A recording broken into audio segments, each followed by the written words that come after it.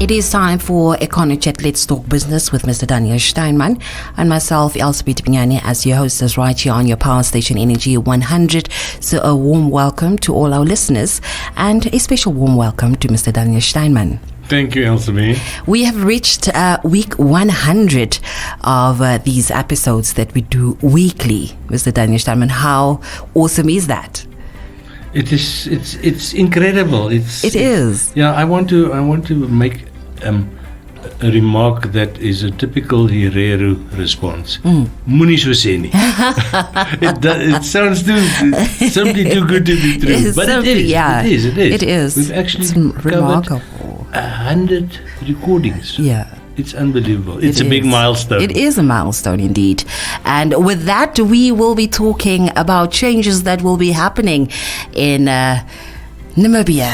Well, I should say that it is election here, so a lot of changes are happening every time there is elections. To our benefit. To our benefit as well, of course. Can't it be election year every year? I wish it could, but unfortunately, we are talking about some changes that will be happening in the legislative system. And I am, of course, referring to the economic side of the country. Yes.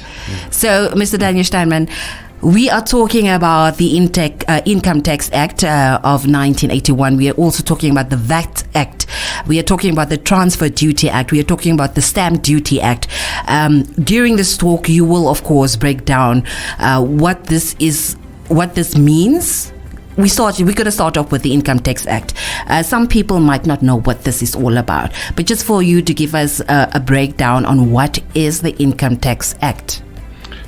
Elspeth, just give me a brief opportunity to give a bit of the background on all four the proposed amendments, because these are bills submitted by the Minister of Finance, Ipumbushimi, during the week.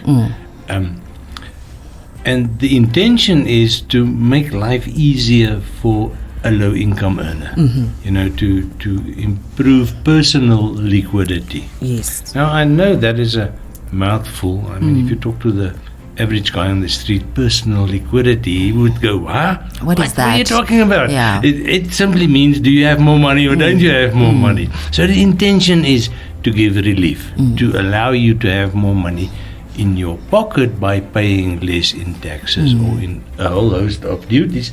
And I'm not going to discuss all four of them. Otherwise, you and I are going to sit here tonight until the security comes on duty. And also some of the amendments, actually quite a large number of them, are merely cosmetic.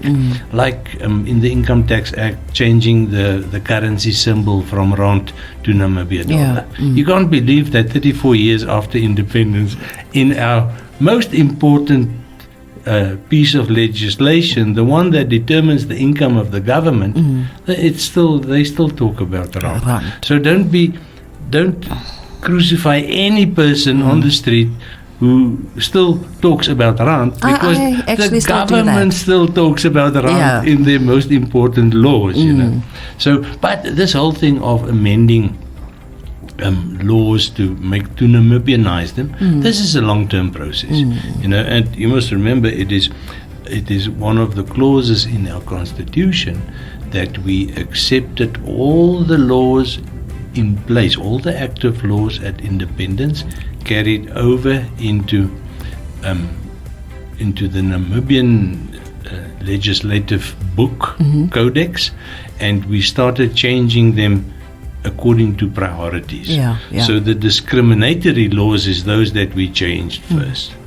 And the fact that you and I didn't stop paying tax on our income for the last 30 years means that it wasn't a priority to change the rand symbol to a Namibia dollar symbol.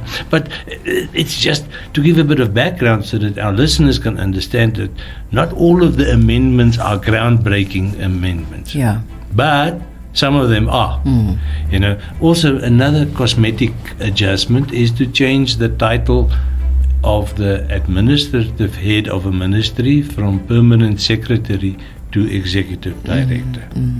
And I can guarantee you now that of the 24 ministries, I'm not aware of more than 6 or 7 of them where their relevant acts have actually made that change from permanent secretary to executive director. Again, it's just an example, and it's just something to give you a little bit of background.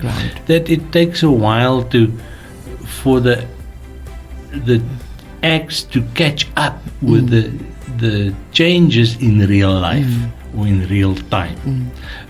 But if we start looking at the list I gave you of the 4 proposed amendment bills, I'm fairly certain our listeners will get quite a surprise, in some cases quite pleasant, as to what the minister is actually tabling this week. Because this started on the 28th of February when he announced this in his budget speech. So you can again, all of these, that engine is a big engine. It turns very slowly. If he announces something at the end of February, it doesn't mean it's in place a week later.